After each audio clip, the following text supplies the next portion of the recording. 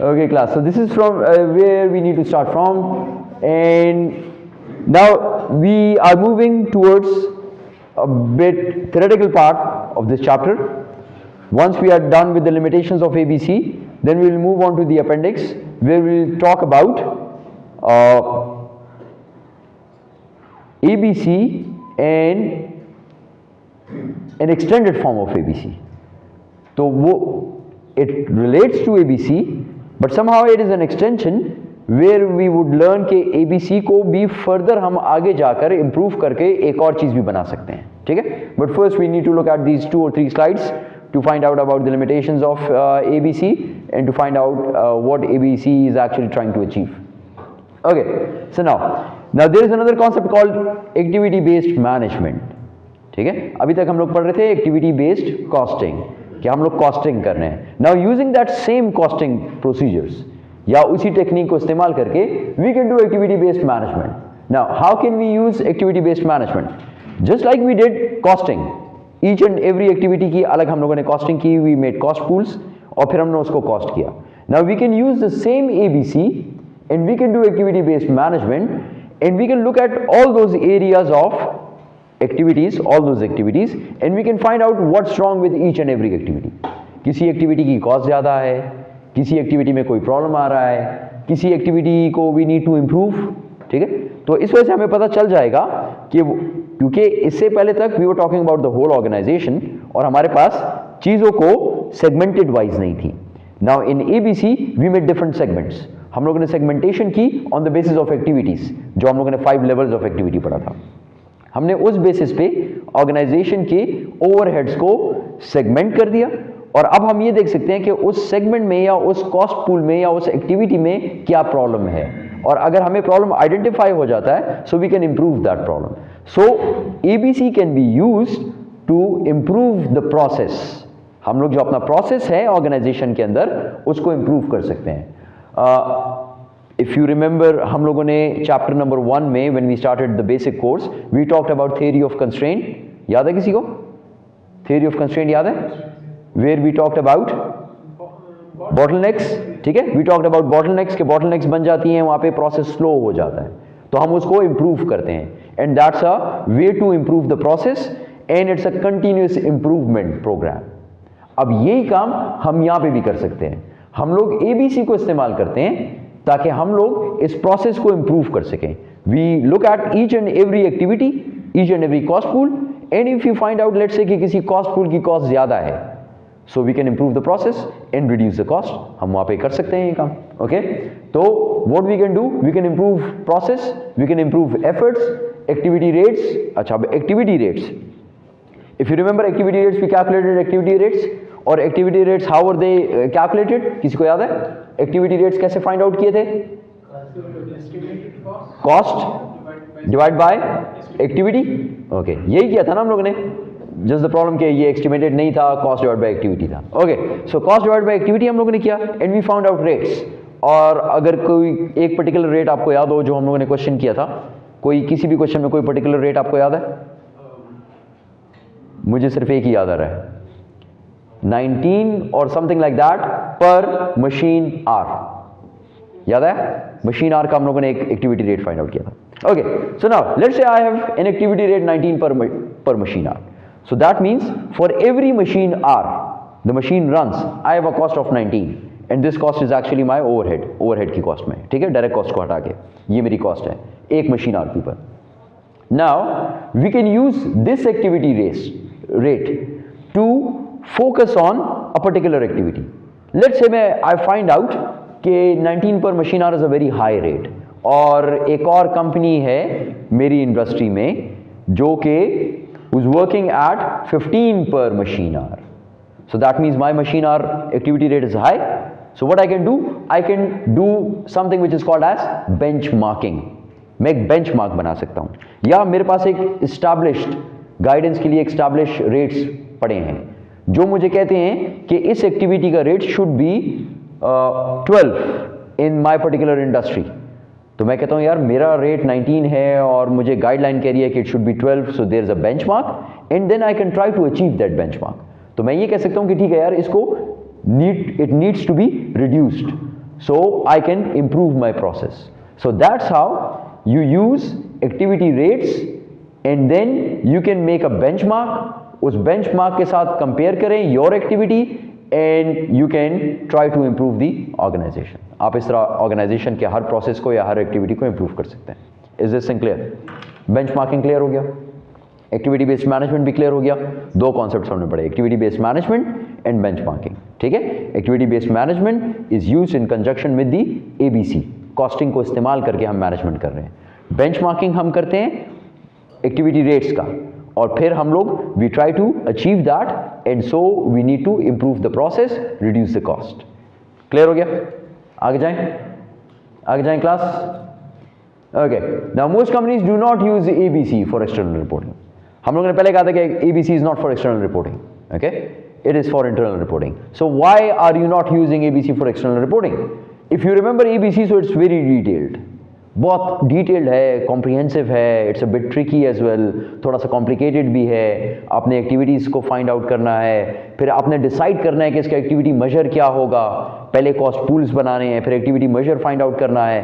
तो ये सारी बातें makes it a bit difficult to be used for external reporting.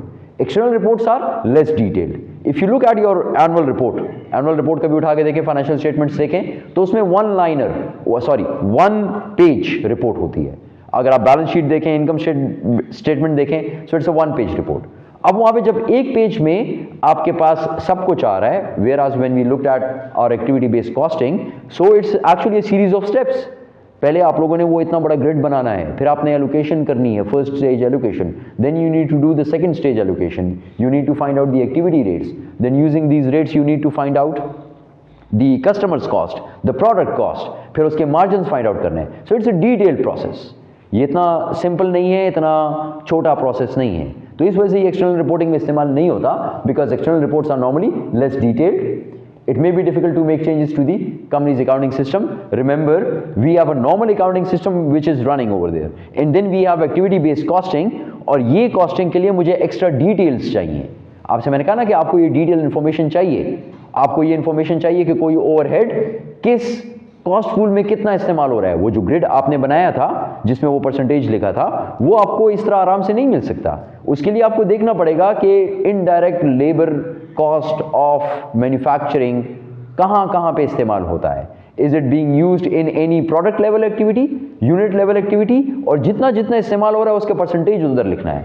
तो that means it can be done only if you have a proper system for that. So it may be difficult to make changes to the company's accounting system. The main thing is ABC does not conform to GAAP principles. इसमें कोई GAAP principles नहीं है, managerial accounting में कोई GAAP principles नहीं है. We are just doing things for our managers. हम managers के लिए report बना रहे हैं, हम ऐसी चीज़ें managers को दे रहे हैं information so that the manager can make decision.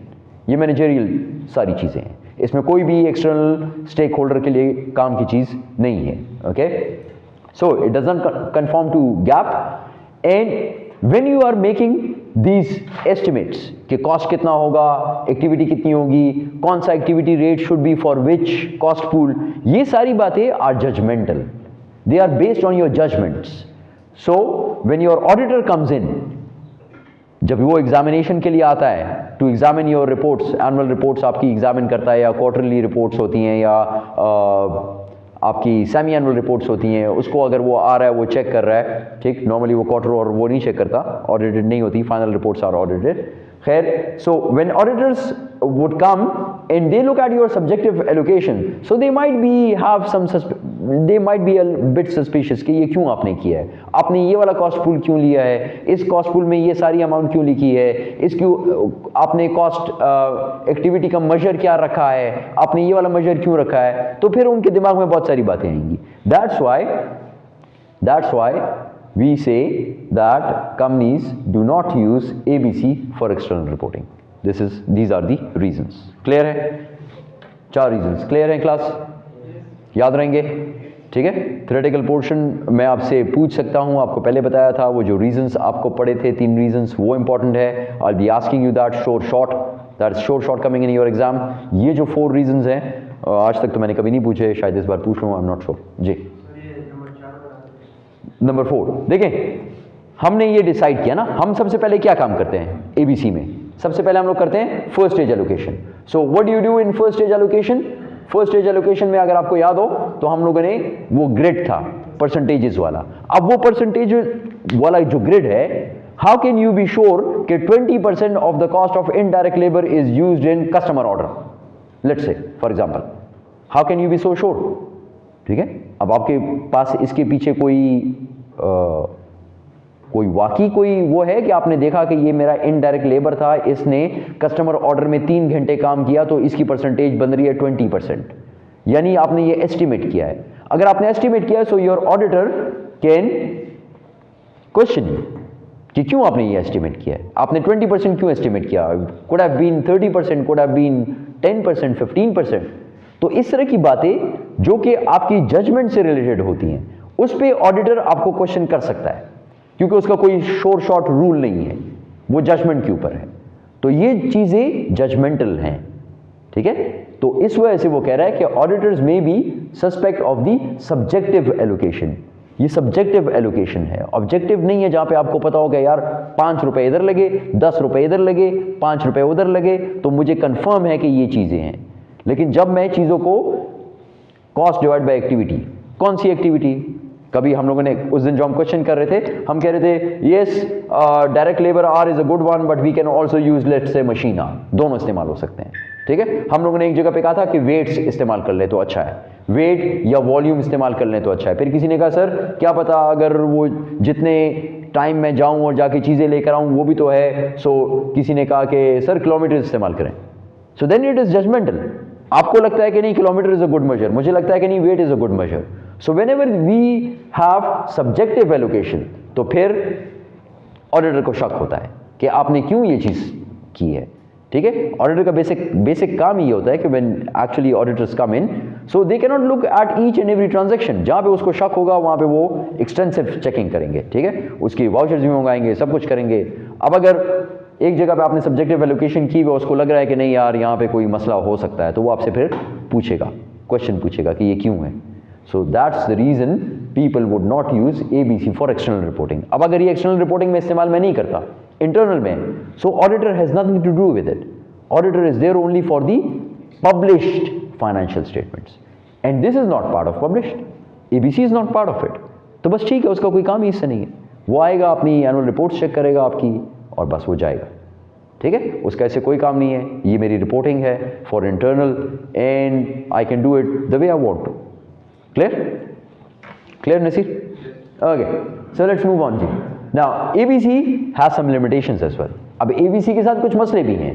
देखें, एबीसी, पहले तो बात ये कि एबीसी को करने के लिए you need resources because it's detailed. okay, and it would need some people who would actually be doing it. ये सारा इंफॉर्मेशन, पहले ये सब्जेक्टिव ये वाला एलोकेशन, फिर उसके बाद ये चीज़ें, तो इस सब के लिए आपको रिसोर्सेज चाहिए ताकि so that you can implement it and maintain it. ये इसका सबसे बड़ा problem. Secondly, what we are trying to do over here, we are trying to allocate all the cost to products. हम कोशिश ये करते हैं कि सब कॉस्ट प्रोडक्ट्स को एलोकेट कर दें. जितनी भी ओवरहेड्स हैं, हम सब ओवरहेड्स को कोशिश करते हैं कि कॉस्ट पूल में आ जाए, so that it can be allocated to products, so that I can have a full product cost. It is called as a full product cost. ताकि मुझे फुल प्रोडक्ट कॉस्ट पता चल जाए, so that I can easily price it, ताकि इसकी pricing मैं आराम से कर सकूं. और फिर मुझे कंफर्म हो कि इसके अंदर सारा कॉस्ट इंक्लूड हो गया है. There is no way I can be at a loss, क्योंकि मैंने इसमें सब कॉस्ट इंक्लूड कर दिया है. इसके ऊपर मैं 10% प्रॉफिट रख दूं तो 10% शोर मेरा प्रॉफिट होगा, अनलेस समथिंग गोज रॉन्ग. कोई बहुत बड़ा कोई मिसहैप हो जाए, कोई बिल्डिंग गिर जाए, अर्थक्वेक आ जाए, तो मेरा लॉस हो जाएगा. नहीं तो अदरवाइज मैंने कॉस्टिंग बिल्कुल सही की हुई है और मैंने हर एक कॉस्ट को इस प्रोडक्ट के ऊपर एलोकेट कर दिया है. चाहे वो चौकीदार की कॉस्ट है, चाहे वो शिपिंग की कॉस्ट है, चाहे वो इलेक्ट्रिसिटी की कॉस्ट है, सब इसके अंदर ऐड हुआ हुआ है इसकी कॉस्ट में. और फिर इसके ऊपर मैं 10 रुपये प्रॉफिट डालकर और बेचता हूँ इसको. तो इसका मतलब ये है कि मुझे अच्छा पता चल जाता है, प्राइसिंग मेरी अच्छी हो जाती है. Now this desire to fully allocate all cost to products, this is the limitation of ABC की. ये कोशिश करता है कि सब कॉस्ट को एलोकेट कर दे, जितनी भी कॉस्ट ऑर्गेनाइजेशन के अंदर है, डायरेक्ट कॉस्ट नहीं. हमने इससे पहले ट्रेडिशनल सिस्टम में देखा था कि in traditional system we only have manufacturing cost which is allocated to product. हम कहते हैं प्रोडक्ट में कौन कौन सी कॉस्ट है, V से direct material, direct labour, FOH, बस। हम इसके नीचे जितनी भी कॉस्ट आती है CGS के नीचे, वो हम प्रोडक्ट की कॉस्ट में ऐड नहीं कर रहे होते। So we don't have a full product cost, whereas ABC wants to allocate all the cost to products, direct भी और इनडायरेक्ट भी, ये भी, यहाँ पे मैन्युफैक्चरिंग वाली भी, यहाँ पर एडमिन वाली भी, यहाँ पे फाइनेंसिंग वाली भी, जितनी भी कॉस्ट है वो कोशिश करता है कि ये सारी कॉस्ट भी इस प्रोडक्ट के अंदर ऐड हो जाए। Okay, does not confirm to GAAP, ये सबसे बड़ा लिमिटेशन है कि चूंकि गैप को फॉलो नहीं करता ये, तो फिर इसकी इतनी शायद इतना लोगों को अट्रैक्ट ना करे, क्योंकि कोई कंफर्म रूल नहीं है। Which means if I am following some procedure over here and I am saying कि इस एक्टिविटी का एक्टिविटी मेजर ये होना चाहिए, तो शायद किसी और ऑर्गेनाइजेशन में इस एक्टिविटी के लिए एक्टिविटी मेजर कोई कुछ और ले रहा हो, तो फिर ऑब्वियसली उसका आंसर डिफरेंट होगा। कंफर्मिटी नहीं है, एक प्रिंसिपल नहीं है जिसको फॉलो करके आप सारा बना रहे हैं। So two costing systems may be needed. You need a traditional costing system and along with it you need a activity based costing. तो आपको दो सिस्टम चलाने पड़ेंगे एक वक्त में। Potential misinterpretation of unfamiliar numbers. Now since this is unfamiliar, लोगों को ये चीज़ें ज़्यादा पता हैं, ये चीज़ें लोगों को इतना पता नहीं है, अनफेमिलियर है, इतना इस्तेमाल नहीं होता, ठीक, और हर ऑर्गेनाइजेशन करती नहीं है, और कहीं पर गैप नहीं कहा हुआ, तो इस वजह से लोगों को मसला होता है इसको समझने के अंदर, इसको इंटरप्रिटेशन के अंदर, इसको यूज़ करने के अंदर। So that's a limitation of ABC, resistance to unfamiliar numbers and reports. अब ये जो रिपोर्ट्स जनरेट होती हैं, this is not part of your external reporting, not part of your annual report, your financial statements, तो इस वजह से ये अनफेमिलियर चीज़ें हैं, ये हर किसी को नहीं पता होती, and that's another limitation of ABC.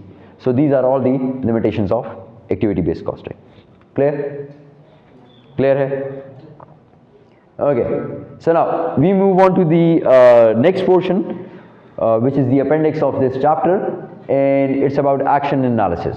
ठीक है, अब हम लोग एक और रिपोर्ट पढ़ते हैं या एक और देखते हैं कि हम ABC को और किस तरीके से इस्तेमाल कर सकते हैं। अब now we will be using ABC and we will be making an action analysis report using activity based costing data and then interpret the report. उसी डेटा को जो हमने इससे पहले पढ़ा है उसको इस्तेमाल करके हम लोग एक नई रिपोर्ट बना रहे हैं which is called as action analysis report. Start करें? Okay, let's start. So now what is this action analysis report? ये करता क्या है और ये बनती किस तरह है? Conventional ABC analysis does not identify potentially relevant cost. जो कि, do you remember the concept of relevant cost? Relevant cost का concept याद है? Last time पढ़ा था कोर्स में, in managerial accounting basic course. Ji, what was the concept?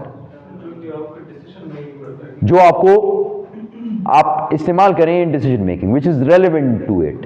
ठीक है? Now it says conventional ABC, जो अभी ABC हमने अब तक पढ़ी है, activity based costing, this analysis does not identify potentially relevant cost.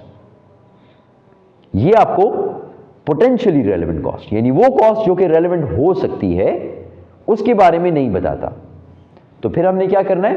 We need to make an action analysis report which would tell me about these things. ये मुझे ये चीजें बताएगा। क्या बताएगा? ये मुझे बताएगा which cost have been assigned to a cost object, कौन सा कॉस्ट किस कॉस्ट ऑब्जेक्ट को जा रहा है, indicates how difficult it would be to adjust those cost, और उस कॉस्ट को एडजस्ट करने में, यानी मैंने तो आपसे कहा ना कि थोड़ी देर पहले कि ABC का फायदा यह है कि अगर किसी एक्टिविटी कॉस्ट पूल का रेट ज़्यादा आ रहा है तो आप एक स्टैंडर्ड के साथ या मार्केट लीडर के साथ कंपेयर करके, बेंचमार्क के साथ, you can try and improve your process and reduce this cost. Now, is it really easy to reduce this cost? How difficult it would be to adjust those costs? क्या it can be adjusted? क्या ये 19 per machine our reduce हो सकता है या नहीं? ये ABC हमें नहीं बताएगा, ये हमें एक्शन एनालिसिस रिपोर्ट बताएगा। ये जो भी हम पढ़ने वाले हैं ना, एक्शन एनालिसिस रिपोर्ट, ये आपको बताएगा कि कोई कॉस्ट को चेंज करना आसान है कि नहीं है। यह हमें 3 मेजर्स देगा कि ये वाली कॉस्ट आसान है, ये वाली कॉस्ट थोड़ा सा काम करना पड़ेगा, मुश्किल है, थोड़ा सा एक्शन लेना पड़ेगा इसके ऊपर, और थर्ड कॉस्ट बहुत मुश्किल है, इसको चेंज करने के लिए बड़ा आपको काम करना पड़ेगा, ठीक है। So this report will tell me whether a particular cost is easy to change और नॉट। क्लियर हो गए दोनों पॉइंट्स? क्लियर है? जाओगे? Okay, so let's start now we will start action analysis report. अभी एक्शन एनालिसिस रिपोर्ट स्टार्ट करते हैं। It's easy and it's an extension of ABC. जिस तरह एबीसी बनाया था ना, उसी तरीके से ये बनेगा। एबीसी, शुरू में एबीसी का डेटा लेंगे, एबीसी ने जो फर्स्ट स्टेज एलोकेशन की थी वो करेंगे, और उसके बाद फर्दर एक और स्टेप उसमें ऐड कर देंगे। Okay, now constructing an action analysis report begins with the first stage allocation process. So it will start with the first stage allocation. जिस तरह हमने पहले first stage allocation की थी, जिसमें अगर आपको याद हो परसेंटेजेस थे और हर कॉस्ट का परसेंटेज हमने लिया था, याद है सबको? All of you remember your first stage allocation? याद है? पीछे जाके आपको बताने की जरूरत तो नहीं है ना? This is your first stage allocation. This is your first stage allocation.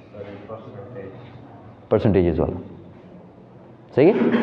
So will be using this allocation, हम इसी को इस्तेमाल करेंगे, ठीक? ओके, फिर क्या करेंगे? फिर हम ये करेंगे कि once we are done with this, see your slides, move on and we are over here. Okay, 57। Okay, so now we will start with the first stage allocation. पहले वो करेंगे, then we will compute overall activity rate for each activity cost pool। हम लोगों ने ये activity rate find out किया था ना, ये फाइंड आउट किया था। This was for the cost pool ना, और if you remember this is how we made the cost pools. These were different overheads, यहां पे ओवरहेड से ये पहला कॉस्ट पूल था फर्स्ट, और इसका टोटल यहां पर आ रहा था, इसी तरह क्या था। Let's say this is 19 per machine hour. Now what will we do? An activity rate is computed for each type of overhead cost that is consumed supporting a given activity. ये आपके पास डिफरेंट ओवरहेड्स थे, हमने पहले ये full find out किया। अब हम क्या करेंगे? इसको फर्दर स्लाइस कर देंगे, विच मीन्स मैं ये वाला रेट भी फाइंड आउट करूंगा।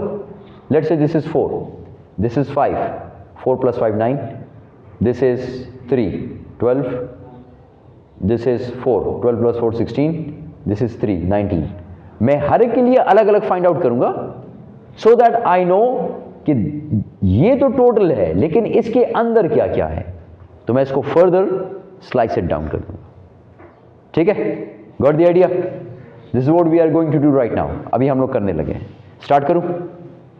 स्टार्ट करें? Okay, let's revisit the stage 1 allocations from the classic brass example that we discussed earlier. So this is your first stage allocation. ये सबको याद है?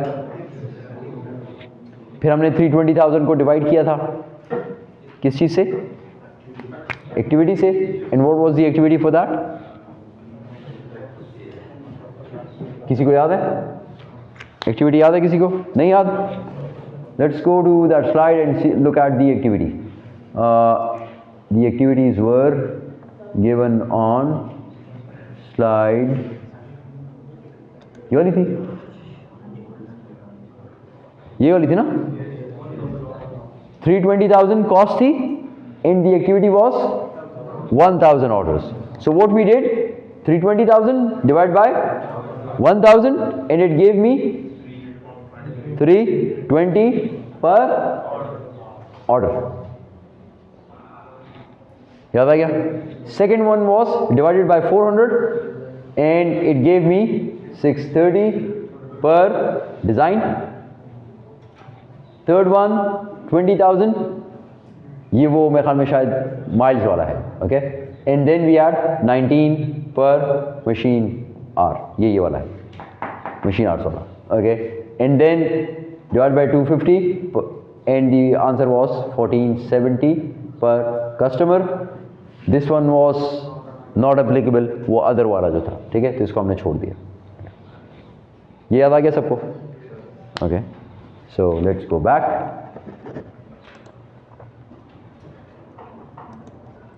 Slide number 57, 58. ओके, ये हमने यहां पे कर दिया, यहां तक तो क्लियर है।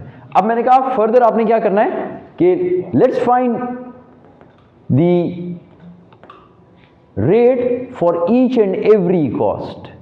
यानी ये अगर एक कॉस्ट है, मार्केटिंग वेजेस एंड सैलरीज 55,000, इसका रेट क्या है, इसका रेट क्या है? देखें, इस पूरे कॉस्ट पूल का रेट क्या था? 320 per order. But if I want to find out marketing wages and salaries का रेट क्या है फॉर कस्टमर ऑर्डर, तो फिर मैं क्या करूंगा कि इस पर्टिकुलर कॉस्ट को डिवाइड कर दूंगा बाय दी एक्टिविटी मेजर ना, ये एक्टिविटी मेजर से मैं डिवाइड करता हूं ना। सो 55,000 divide by 1000 would give me 55। Okay, अगर इसको डिवाइड करूं 5, इसको करूं 15, this would be 60, that one would be 60, and that one would be 125. And if you add all of these, it should be equal to 320. Let's find out. Find करें।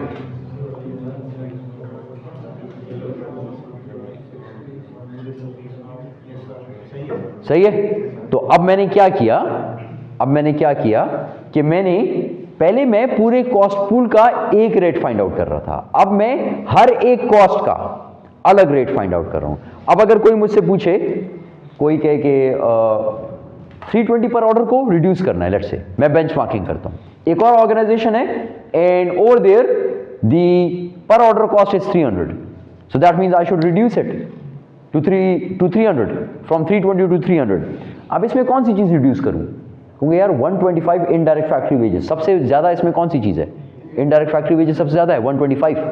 सो if I reduce it let's say by 3 और 4 rupees, तो 320 से थोड़ा कम हो जाऊंगा। फिर बाकियों में से अगर एक रुपए भी कम करूं, इसमें से ज्यादा कम कर दूं, शायद I can make it to 300 per order. So now it gives me further insight, ये मुझे और फर्दर बता रहा है कि ये 320 रुपए पर ऑर्डर, एक ऑर्डर के ऊपर 320 रुपए का खर्चा होता है। ये 320 रुपए क्या क्या चीजें हैं? इसमें से 125 रुपए इनडायरेक्ट फैक्ट्री वेजेस वाला लेता है, 60 रुपए फैक्ट्री इक्विपमेंट की डेप्रिसिएशन है, 60 रुपए एडमिन वेजेस एंड सैलरीज हैं, 15 office equipment depreciation, and that's how it goes. So now it becomes easier for me to decide कि किस चीज को रिड्यूस करना है, किस चीज को इंक्रीज करना है, किस चीज में इंप्रूवमेंट करनी है, और I can improve the process. मैं इंप्रूव भी कर सकता हूं ना। मार्केटिंग वेजेस एंड सैलरीज 55 रुपए हैं, तो मैं कहता हूं यार इस तरफ बुलाओ, कितने लोग हैं? इतने लोग हैं। ये लोग कितना काम कर रहे हैं?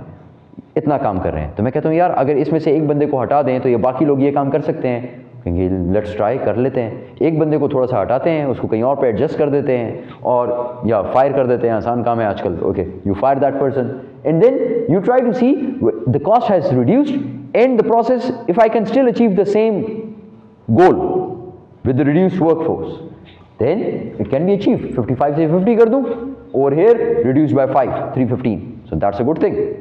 अच्छी बात है, मैंने 315 कर दिया, ठीक है? So that's how you will be thinking. या अगर let's say this is a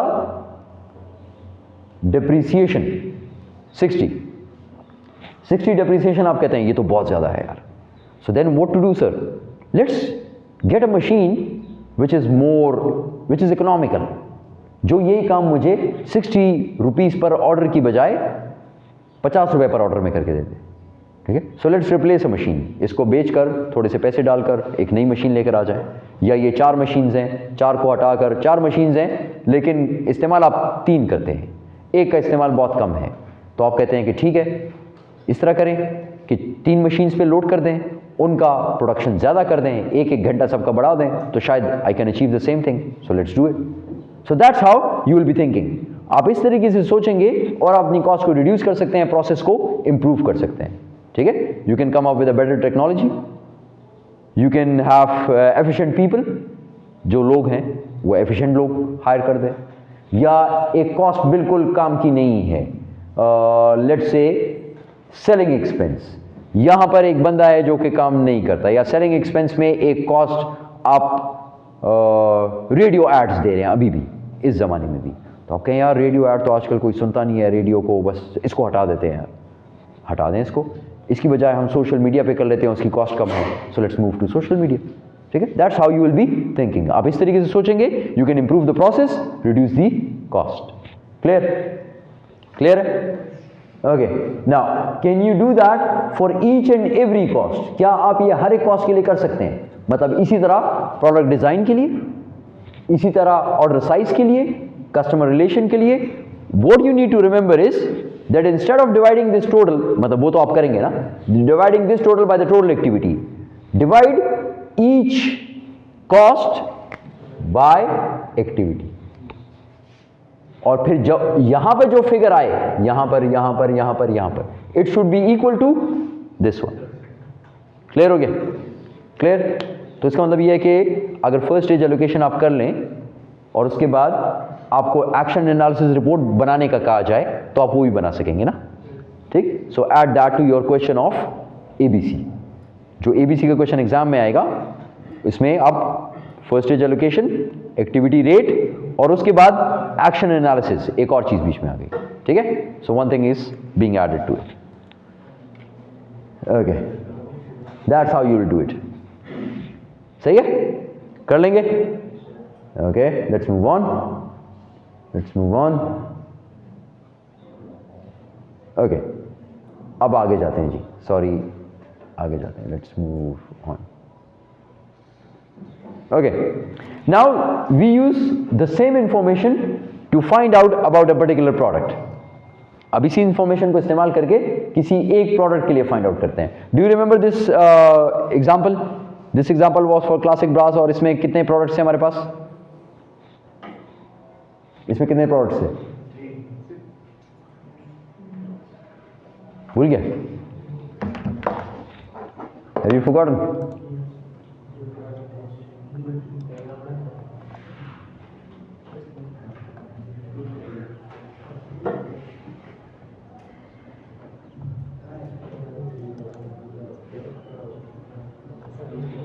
हमारे पास कितने प्रोडक्ट्स थे?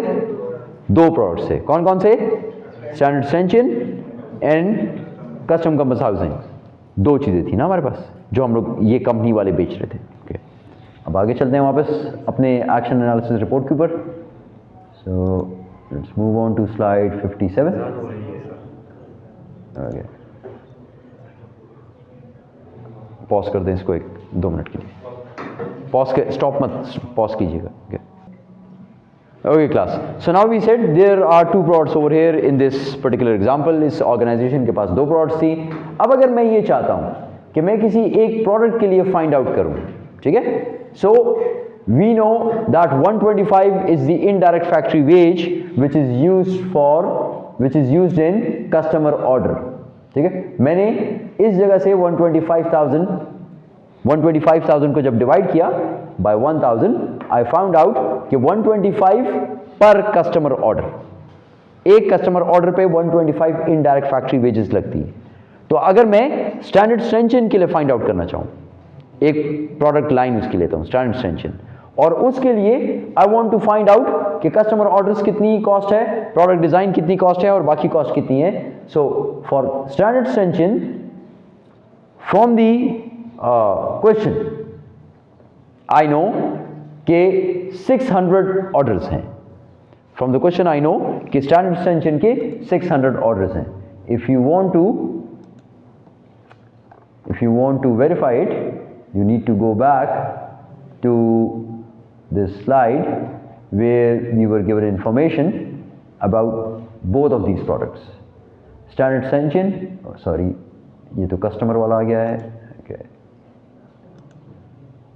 Okay, 600 orders, ठीक है? 600 orders है ना? ये 600 orders for Standard Strengthian।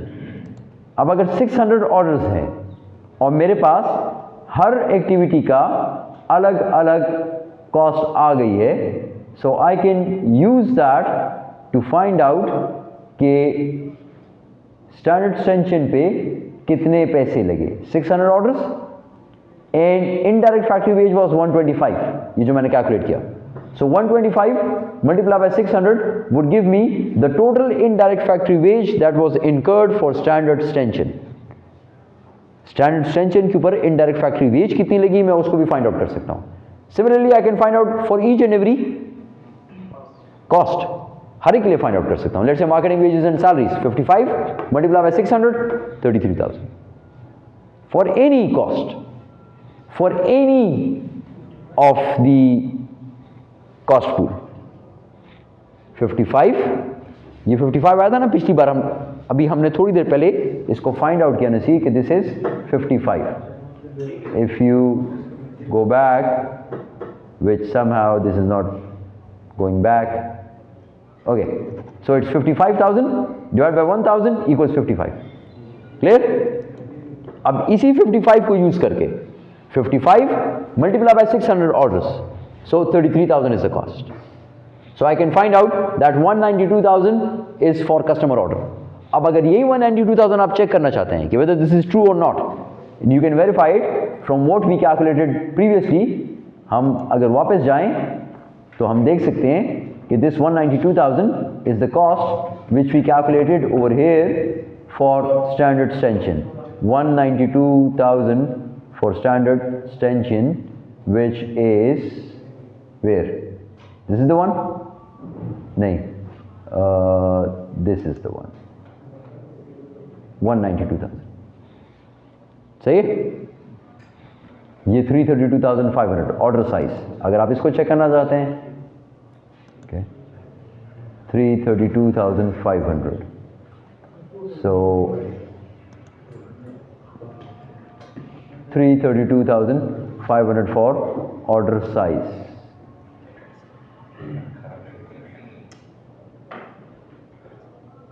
ये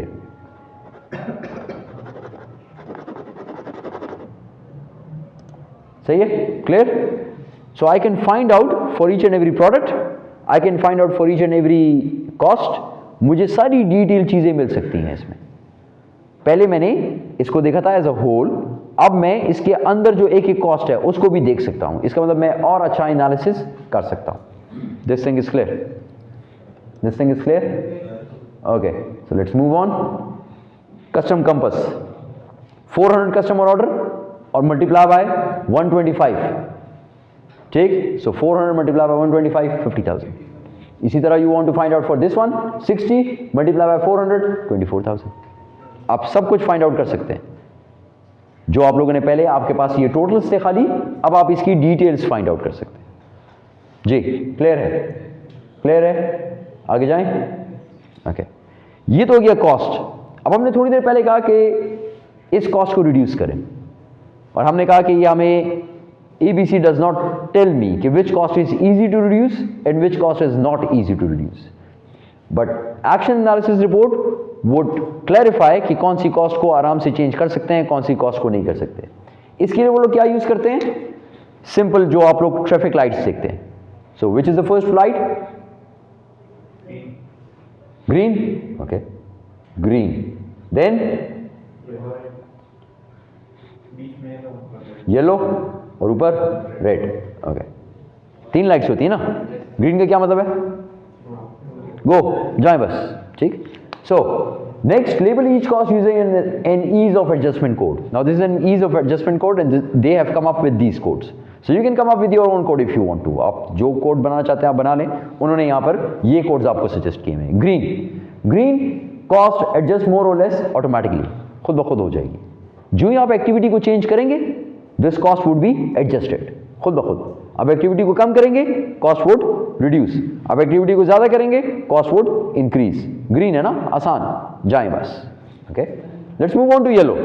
येलो हमने कहा, what does yellow light suggest? Ready to stop और रेडी टू मूव ऑन. थोड़ा सा इंतजार करेंगे, थोड़ा आप देखेंगे, यानी थोड़ा सा और तेज जाएंगे, नहीं तो रेड हो जाएगा.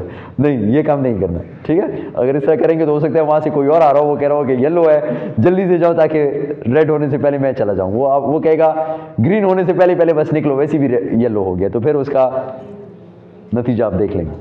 ओके, लेट्स मूव ऑन जी. So yellow cost can be adjusted it can be adjusted, but to change it would require management action. हो सकता है, मुश्किल नहीं है, but management action would be needed to change it. Whereas red stop मुश्किल है, red cost can be adjusted to changes in activity level only with a great deal difficulty.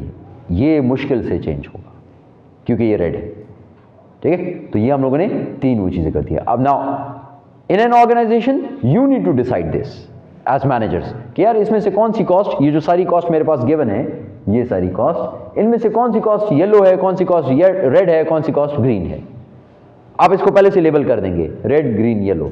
और अगर कभी आपको लेट्स से ये चेंज करना पड़े 19 per machine are, ये यहां पर आ रहा था 19 पर मशीन आर, अब देखें अब इसके साथ लिखा होगा आपने पहले से कि ये रेड है, ये ग्रीन है, ये येलो है। तो रेड आपको पता है कि मुश्किल से चेंज होगा, ग्रेट डील डिफिकल्टी, इसको तो मत छेड़ें, मुश्किल है। आसान क्या चीज़ है यार, वो वाली सबसे आसान है ग्रीन, इसको सबसे पहले तो इसको कम करो ना, एक्टिविटी को कम करो कि ये कम हो जाए। फिर दूसरा येलो, चले मैनेजमेंट से कहते हैं कि थोड़ा इसको वो करे और इसको भी कम कर दे। That's how you reduce cost. Clear? Fix cost नहीं, रेड वो कॉस्ट होगी जो कि समवॉट फिक्स्ड, देखिए वो चेंज हो सकती है, great deal difficulty. For example depreciation, जिस तरह हमने कहा डिप्रिसिएशन फिक्स्ड होती है ना, तो ये नहीं है कि बिल्कुल चेंज नहीं हो सकती, चेंज हो सकती है ना, अगर आप एसेट को ही हटा दें, सो it can B change, yes. So that's how it can be done.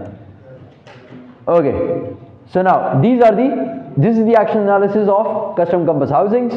You have sales, and then instead of going for this report where we have manufacturing, non-manufacturing, हम लोग क्या करते हैं, sales minus cost according to their difficulty of changing, minus green cost, minus yellow cost, minus red cost. अब इसमें सारी cost आ गई, तो इसका मतलब ये है कि आखिर में आपके पास मार्जिन आ जाएगा।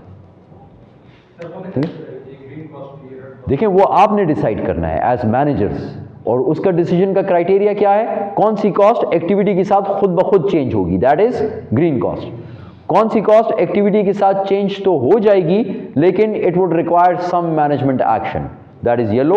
और कौन सी ऐसी कॉस्ट है जो ऑटोमेटिकली नहीं होगी, मैनेजमेंट को मुश्किल से करनी पड़ेगी, ठीक है, दैट इज रेड कॉस्ट। अब यहां पे जरा खुद देखें ना, red cost, factory equipment depreciation, depreciations are normally fix ना। आपने एक एसेट अभी खरीदा, अगले 10 साल इसकी लाइफ है, आपको अभी से पता चलेगा 10 साल में कितनी डेप्रिसिएशन होगी, हर साल की डेप्रिसिएशन आप अभी से लिख देते हैं, फिक्स्ड। मुश्किल से हो सकती है चेंज, मुश्किल से। फैक्ट्री बिल्डिंग लीज, आपने कोई चीज लीज पे ले ली, उसके जो लीज की रेंटल्स आपने देने हैं, लीज पेमेंट फिक्स है ना, बैंक ने फिक्स करके दी हर महीने इतने पैसे देने। अब उसको चेंज हो सकती है, you go to the bank and you try to negotiate with them, बहुत हालात ख़राब हैं, इकोनॉमिक कंडीशन बहुत ख़राब है, इस लीज रेंटल को कम करें। वो कहेगा अच्छा हमें फिर आप कुछ और चीज़ सिक्योरिटी दें, ऐसा ना हो कि ये हो जाए मैं आपका रेट ज़्यादा कर दूंगा, ब्ला ब्ला ब्ला जो भी है, इसका टाइम पीरियड ज़्यादा कर दूंगा, 1 साल और एक्सटेंड कर दूंगा, तो लीज रेंटल खुद ब खुद नीचे आ जाएगी लेकिन रेट ज़्यादा करूंगा, ठीक है। तो जो भी आपकी एग्रीमेंट है, so it can be done but with difficulty. Direct material, activity, labour hour, let say labour hours कम कर दिए तो काम कम होगा, डायरेक्ट मटेरियल खुद ब खुद कम हो जाएगा, या डायरेक्ट लेबर, ठीक है। अब लेबर आवर्स आपने कम कर दिए और डायरेक्ट लेबर कॉस्ट खुद ब खुद कम हो जाएगी, बस। ग्रीन, येलो, ये हो सकता है लेकिन मैनेजमेंट को थोड़ा सा एक्शन लेना पड़ेगा। प्रोडक्शन आप कम करेंगे तो डायरेक्ट मटेरियल कम हो जाएगा, लेकिन लेबर को कम करने के लिए फायर करना पड़ेगा ना किसी को, या किसी को कहेंगे यार आज तुम मत आओ प्लीज, ठीक है। सो इट्स अ बिट डिफिकल्ट, थोड़ा सा मुश्किल है ना, थोड़ा सा। तो मैनेजमेंट उसको कहेगा यार आज के दिन आपकी छुट्टी, आप आज ना आए, आज प्रोडक्शन हम कम कर रहे हैं, तो labour cost would be a yellow cost. Indirect factory wages, yellow cost, ठीक है। Got the idea class? Is this clear? सारा क्लियर हो गया? जाएं आगे, ब्रेक ले लेते हैं। ओके, ब्रेक लेके we are left with 1 appendix, then एक अपेंडिक्स इसका रह जाएगा, उसके बाद वी आर डन।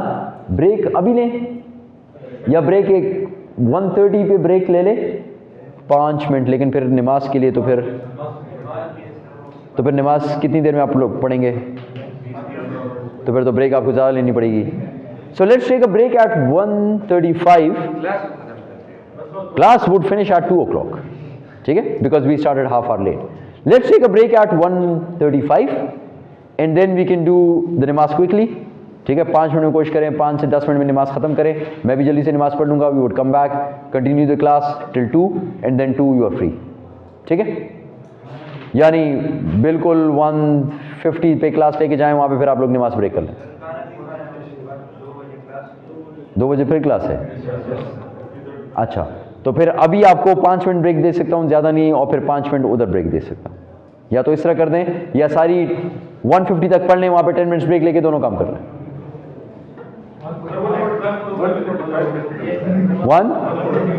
1:45 चलें, 1:45 तक देते हैं, ये ख़त्म करते हैं, इसको ख़त्म करने की कोशिश करते हैं. ठीक है, स्टार्ट करें इसको.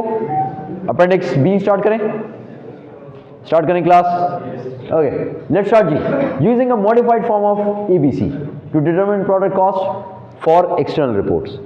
अब हमने एबीसी पढ़ा, फिर हमने एबीसी की एक्सटेंशन पढ़ी, एक्शन एनालिसिस रिपोर्ट. एबीसी था, लेकिन उसमें हम लोगों ने हर कॉस्ट को अलग अलग कैलकुलेट कर दिया, हर कॉस्ट के लिए रेट अलग अलग फाइंड आउट कर दिया. That was action analysis report. एक स्टेप. सेकंड स्टेप, हम लोगों ने फाइंड आउट की 3 different cost, red, yellow, green. और उस कॉस्ट को हम लोग क्या कहते हैं कि वो क्यों 3 डिफरेंट कॉस्ट हैं? According to the ease of adjustment. कौन सी आराम से एडजस्ट होगी, कौन सी मुश्किल से एडजस्ट होगी. जो आराम से होगी दैट इज ग्रीन, जो मुश्किल से होगी दैट इज रेड, और दरमियान वाली ये कॉस्ट. ये भी हो गया. अब हम कहते हैं एक मॉडिफाइड एबीसी भी है. There is a modified ABC, modified activity based costing, which can be used for to determine product cost for external reports, जो हम उसके लिए इस्तेमाल करते हैं. ठीक है, सो let's start modified ABC. Okay. Use activity-based costing techniques to compute unit product cost for external reports. This is our appendix 9B, and we are going to start now, inshallah. Okay, let's start. Modified form. Now, what is a modified form? A modified form is used to find out product cost for external financial reporting. External financial reporting में we said कि ABC is not used, but a modified form of ABC can be used. Modified form हम इसकी इस्तेमाल कर सकते हैं. अब ये modified form क्या है, ये क्या करेगी? इससे पहले एबीसी को रिकॉल करते हैं कि एबीसी क्या थी, और फिर देखते हैं कि मॉडिफाइड क्या काम करेगी. एबीसी क्या काम करती थी? एबीसी ये करती थी कि एबीसी के अंदर हमारे पास प्रोडक्ट कॉस्ट में क्या क्या होता था. Do you remember the first few slides of this chapter? First few slides याद है एबीसी की? एबीसी की product cost include organization sustaining cost and unused capacity cost. ये चीज याद है, unused capacity. This is what we did in the previous course. Unused capacity cost. ये किसी को याद है? Unused capacity. Unused capacity का नाम याद है? जो full capacity पे नहीं करते हैं तो फिर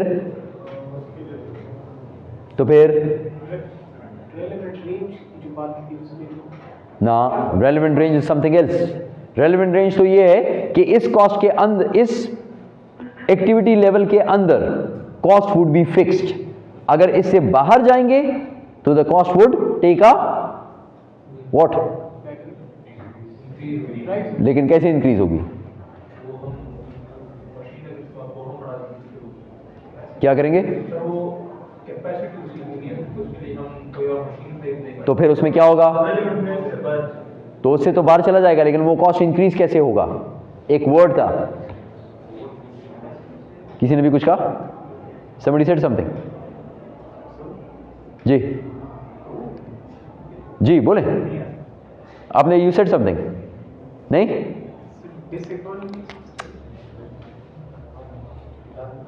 अब याद आया? हाँ, स्टेप अप. स्टेप अप ये कॉस्ट थी. स्टेप अप यानी अगर एक मशीन मैं इस्तेमाल करता हूं तो डिप्रिसिएशन देता हूं 10,000, लेकिन अगर उस रेंज से बाहर कर दूं, उसकी कैपेसिटी से ज़्यादा कर दूं, मुझे ज़्यादा प्रोडक्ट्स चाहिए, दूसरी मशीन लेनी पड़ेगी, तो 10,000 से कॉस्ट कहाँ पे चली जाएगी? 20 पे जाएगी, 11 पे नहीं जाएगी, 12 भी नहीं जाएगी, 13, 14, 15, 16, 17 नो, 18 नो, 19 नो, 20, यानी 10 या तो 10 रहेगी। यहां तक 10 है। और जो ही आप एक प्रोडक्ट को ज्यादा मैन्युफैक्चर करना चाहते हैं तो एक अलग मशीन लेंगे and the cost would automatically shoot up. इस तरह शूट नहीं, इस तरह नहीं जाएगा, इस तरह नहीं जाएगा, इस तरह नहीं जाएगा, direct increase to 20। This is called as step up cost. भूल गया आप लोगों को। ओके, सो इंक्लूड, लेकिन हम तो बात कर रहे हैं अनयूज कैपेसिटी की नहीं यार। What is unused capacity? नहीं याद आ रहा? हम जो भी कैलकुलेशन करते हैं ना वो फुल कैपेसिटी लेवल पे कर रहे होते हैं। हम लोग कहते हैं estimated cost divide by estimated activity. This activity whatever we write over here is our estimated activity, और ये एक्टिविटी हम कहते हैं जो भी एक्टिविटी हमारे पास आ गई। अब जो हमारी कैलकुलेशंस होती हैं वो इस बेस पर हो रही होती है। इसके अंदर अनयूज्ड कैपेसिटी कॉस्ट खुद ब खुद ऐड हो जाती है। किस तरह ऐड हो जाती है? अगर आप लोग 4000 यूनिट्स प्रोड्यूस कर रहे हैं and your machine can produce 5000 units, अगर मैं इसको 5000 पे डिवाइड करूं किसी भी कॉस्ट को, तो कॉस्ट आती है लेट्स से 25। अगर मैं इसको 4000 पे डिवाइड कर दूं so the cost would be more than 25, increase ना। तो इसका मतलब अनयूज, ये जो इंक्रीज आ रहा है दोनों कॉस्ट के दरम्यान, ये अनयूज कैपेसिटी कॉस्ट है। ये खुद ब खुद प्रोडक्ट की कॉस्ट में ऐड हो जाता है, खुद ब खुद, आपको ऐड करने की जरूरत नहीं है। आप जब डिवाइड करेंगे उसको कम नंबर से तो वो खुद ब खुद ऐड हो जाएगा। ठीक है? So ABC include organisation sustaining cost and unused capacity cost, exclude non manufacturing cost even if they are caused by the product. हमने एबीसी में क्या कहा था कि manufacturing cost most but not all and some non manufacturing cost. तो वो जो सम cost तो मैंने ले ली, लेकिन वो सम कॉस्ट मैंने छोड़ भी दी है ना, छोड़ दिए ना some. So it excludes non manufacturing cost even if they are caused by the product. क्या पता वो वाली कॉस्ट प्रोडक्ट की वजह से हुई हो, तो हमने तो कुछ छोड़ दिए हैं, वो तो प्रोडक्ट के अंदर ऐड नहीं हुई। तो ये एबीसी प्रोडक्ट कॉस्ट ये शो कर रहा होता जी। अदर कॉस्ट भी हो सकती है, बिल्कुल। वो जो अदर कॉस्ट हम लोगों ने पढ़ी थी, याद है, जिसका यहाँ पे मैंने अभी क्रॉस डाला हुआ था यूं करके, वो ये वाली कॉस्ट थी। Okay, so let's move on. Now, what will you do over here? Maxtor Industries provides the following information for the company as a whole and for its only two products, premium and standard smoker barbecue units. There is an example. ये organisation है, इसके पास दो किस्म के products हैं, premium and standard. ठीक है? Okay, premium and standard smoker barbecue units. Total estimated manufacturing overhead is 1,520,000. Total estimated direct labor hours are 400,000. Direct material cost per unit is 40। दो यूनिट्स हैं, दो किस्म के प्रोडक्ट्स है ना, प्रीमियम स्टैंडर्ड। प्रीमियम के लिए ये कॉस्ट स्ट्रक्चर है 40, direct labour 24, direct labour hours per unit 2, units produced 50,000, ये प्रीमियम। ये standard 30 direct material, direct labour 18, 1.5 is direct labour hours per unit and units produced are 200,000। ये clear है? Is this thing clear? ये clear है class? आगे जाऊं मैं? Class, is this thing clear? Okay, so let's move on जी। So this is the data. Now if you need to find out, let's say you need to find out the overhead conventional तरीके से, तो conventional तरीके में हम लोग overhead कैसे find out करते थे? Conventional costing, traditional costing. Overheads कैसे फाइंड आउट करते थे? प्रोडक्ट कॉस्ट कैसे फाइंड आउट करते थे? चलें यार ये बताएं, प्रोडक्ट कॉस्ट में क्या क्या चीज आती थी? Direct material, direct labour, factory overhead. Okay, factory overhead. अगर यहां पर मैं इस फैक्ट्री ओवरहेड को फाइंड आउट करना चाहता हूं, what would I do? Applied होगा। Okay, how would I find out applied? Activity POHR कैसे फाइंड आउट करूंगा? Estimated cost divided by estimated activity. Can you find out estimated cost divided by estimated activity over here? क्या है estimated cost? 1,520,000 और activity कितनी है? 400,000। तो क्या आएगा आपके पास 3.8. Is this clear to all of you? Is this clear to all of you? 3.8. अब आ जाए यहां पर प्रीमियम. दो किस्म के प्रोडक्ट्स है ना, premium, standard. This is direct material for premium, this is direct labour for premium. Applied FOH would be, applied FOH would be, applied FOH के लिए हम क्या करते हैं फिर? What do we do? Actual activity को मल्टीप्लाई करते हैं पीओएचआर के साथ. So POHR is 3.8 multiplied with the actual activity which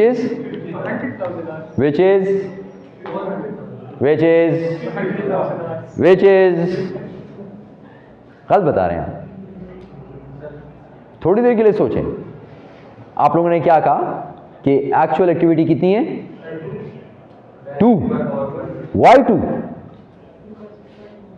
Because per unit. देखें, this is a per unit figure. Per unit figure. This is a per unit figure. और यहां पर आप मुझे कह रहे हैं 3.8 multiply by 50,000 multiply by 2 equals 100,000. तो 100,000 तो अगर आप करेंगे तो फुल यूनिट्स के लिए हो गया ना. ये तो पर यूनिट कॉस्ट है. और एक यूनिट पे कितने घंटे लगते हैं? 2 घंटे. तो फिर अप्लाइड एफओएच कितना आएगा? 3.8 multiply by 2 equals 7.6.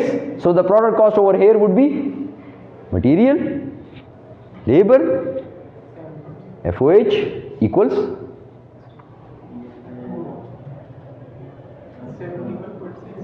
71.6. What about this one? यहां पे applied FOH कितना आएगा?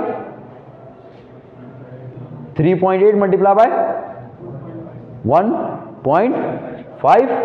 Okay, so your applied FOH would be नहीं applied FOH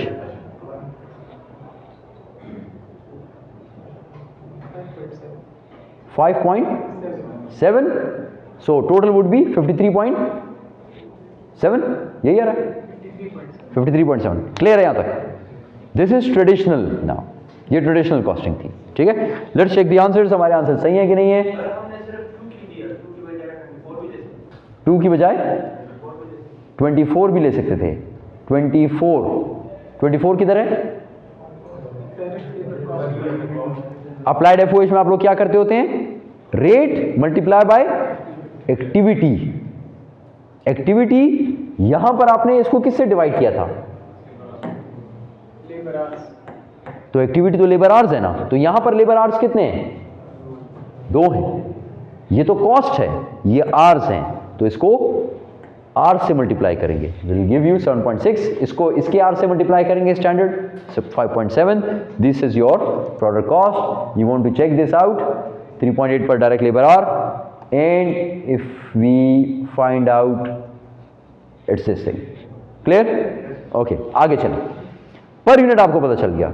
अब अगर आपसे ये कहें हम कि find out the full cost and then the product margin, कि प्रोडक्ट मार्जिन भी फाइंड आउट करें और कॉस्ट को भी फाइंड आउट करें. तो आप वो कर सकते हैं? आप वो कर सकते हैं जी. कैसे करेंगे?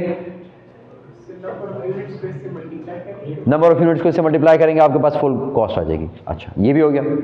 अब अगर आपसे ये कहे कि फाइंड आउट करें ABC, so how would you do it? ABC, ABC के लिए अगर आपको फाइंड आउट करने को कहा जाए तो आप क्या करेंगे?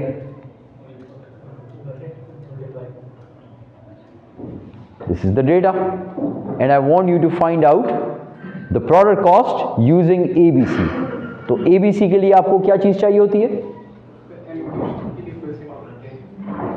क्या चीज चाहिए होती है जी? क्लास जल्दी, टाइम कम है थोड़ा. कॉस्ट पूल्स पहले बनाएंगे, फिर उसकी एक्टिविटी रेट्स फाइंड आउट करेंगे. So it's actually a lengthy process. So let's start that lengthy process so that we can find out the product cost using ABC. Okay, so for ABC, I need to make cost pools. Let's say these are your cost pools given to you by the question. These are your cost pools. ये आपको ABC का data मिल गया. The ABC project team at Maxter has developed the following basic information. Estimated overhead cost is 1,520,000. याद है? यहाँ पे जो divide किया था, ये जो डिवाइड किया था 1,520,000 डिवाइड बाय 400,000, यही था ना। तो टोटल ओवरहेड कितना था 1,520,000। अब वो कह रहा है इसको फर्स्ट स्टेज एलोकेशन करें, वो परसेंटेज वाइज। क्वेश्चन ने आपके लिए वो पहले से खुद कर दिया है। वो कितना आ रहा है, 3 कॉस्ट पूल बनाए हैं उसने। कौन कौन से, डायरेक्ट लेबर सपोर्ट, और इसका एक्टिविटी मेजर क्या है, डायरेक्ट लेबर आवर्स, वो इसने आपको बता दिया है।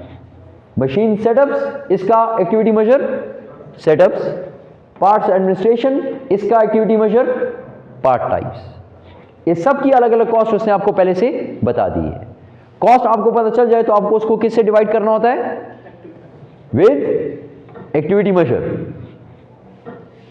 Premium standard 100,000 expected activity 100,000, 300,000 standard, 600 यहां पर, 200, 140, 60। Now how do you do it, and this is the total. How would you do it, how would you do it total activity जी, activity rate में परसेंटेज, हाँ कैसे find out करेंगे, divide by total करेंगे जो activity cost divide total activity, cost divide by activity. Formula तो वही है ना जिस तरह पीओएचआर का था कि कॉस्ट डिवाइड बाय एक्टिविटी, लेकिन अब यह है कि हर कॉस्ट पूल का अलग अलग करेंगे। तो इस कॉस्ट पूल की कॉस्ट कितनी है, इस कॉस्ट पूल की 800,000, और इस कॉस्ट पूल की टोटल एक्टिविटी कितनी है, टोटल एक्टिविटी 400,000। तो इसका रेट क्या आएगा, इसका rate would be 2, 800,000 divide by 400,000। What about the next one, 480,000 divide by 600 पर सेटअप, डिवाइड बाय 800 इक्वल्स 600 पर सेटअप, और ये था 2 per direct labour are. Okay जी, next 240,000 divide by 200 equals 1,200 per part type. Okay, ये बना दिया। अब अगर हर प्रोडक्ट का अलग अलग फाइंड आउट करना है तो फिर क्या करूंगा, rate multiply by activity, rate multiply by activity, यही किया था ना आपने यहाँ पे, ये देखें रेट मल्टीप्लाई बाय एक्टिविटी। अब प्रीमियम की एक्टिविटी कितनी है 100,000, रेट कितना है 2, सो 2 multiply by 100,000 will give me 200,000।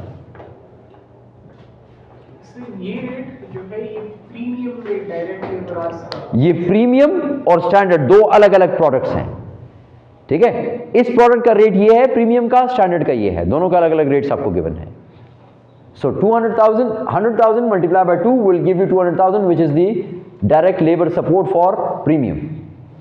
इसका क्या आएगा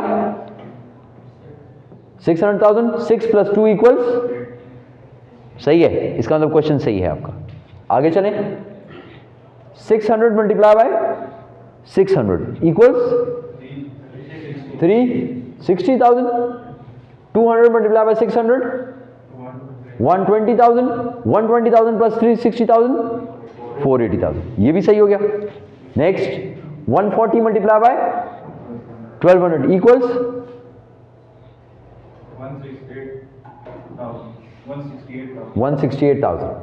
168,000, and this 160 plus 1200 72,000 plus 168,000 should equal 240, check करें, आ गया। ओके, प्रीमियम की टोटल कॉस्ट कितनी आ रही है,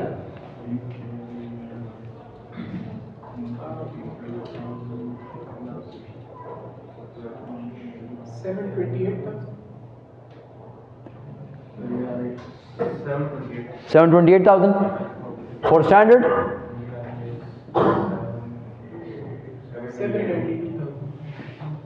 728 plus 792 should equal 1,520,000, चेक करें अगर आ रहा है तो सही है। क्लियर। अब देखें, पहले जो आपने पिछली कॉस्ट फाइंड आउट की वो थी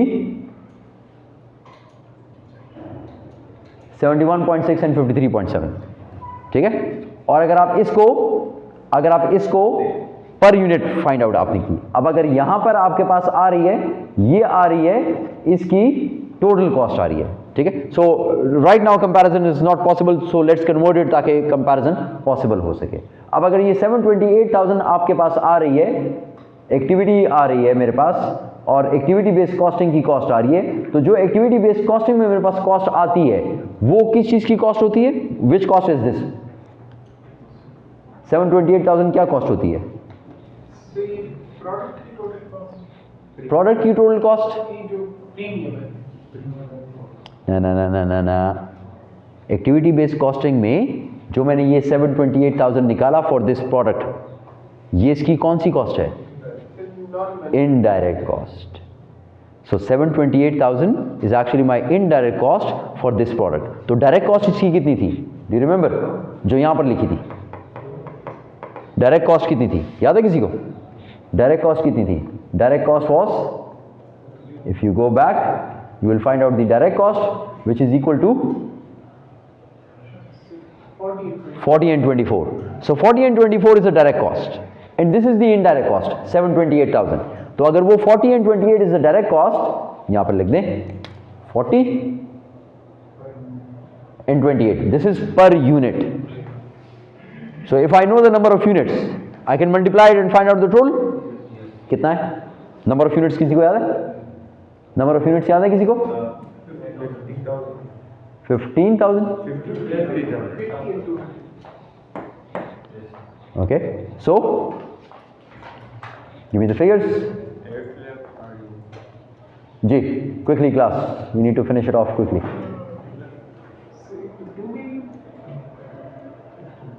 Okay, 2 million कौन सा आ जाएगा आपके पास?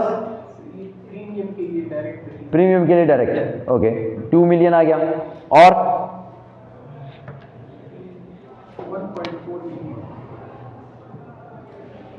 28 multiply by 50,000, 1.4 million.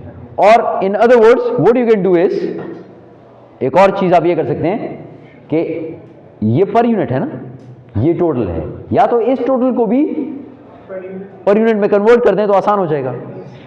Can you convert it back into per unit? Divide by 50,000, it would be equal to 14.56. Can I find out the full unit cost? कौन से 2400 है? ये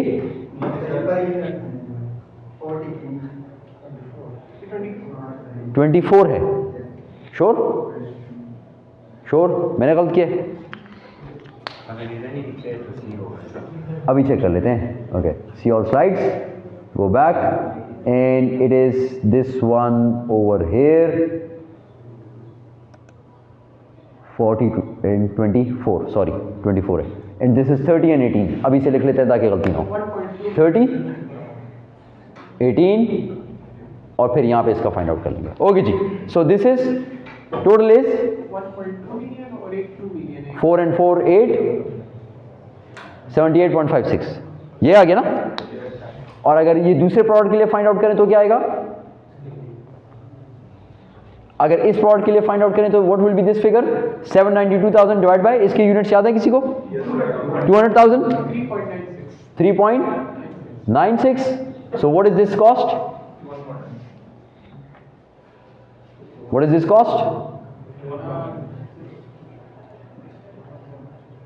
51.96. 51.96. Now can you compare the two? ये नहीं थी. Traditional में 71.6 और यहां पर 78.56. तो कॉस्ट क्या हो गई? ईबीसी में ज्यादा हो गई. 53.7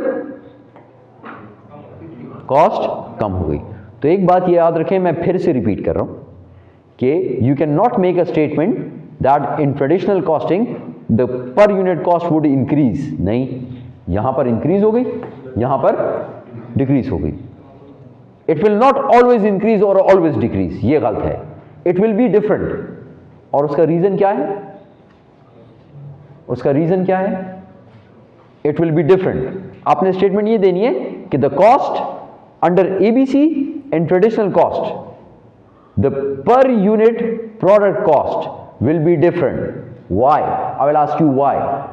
तो आप क्या बोलेंगे? व्हाट विल यू से? आप क्या कहेंगे? क्या बोलेंगे? क्या कहेंगे? वले हो जंग दे होदा उमदा वले बता पोस्को मा, this is the basic concept. वले व्हाई?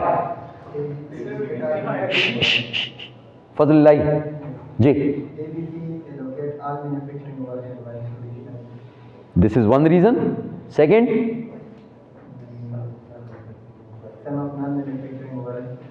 दो reason. Third, volume based and non-volume based. So 3 reasons. You need to give me 3 reasons in exam. Only then I will accept your answer. ये सब कुछ find out करके give me 3 reasons. You are done. All marks. Your chapter is finished. So for today's assignment आपने जो remaining questions हैं वो करने होंगे और इंशाल्लाह in the next class we will start off with the new chapter. सही है? Done? Thank you class. You can go for your namaz and for lunch.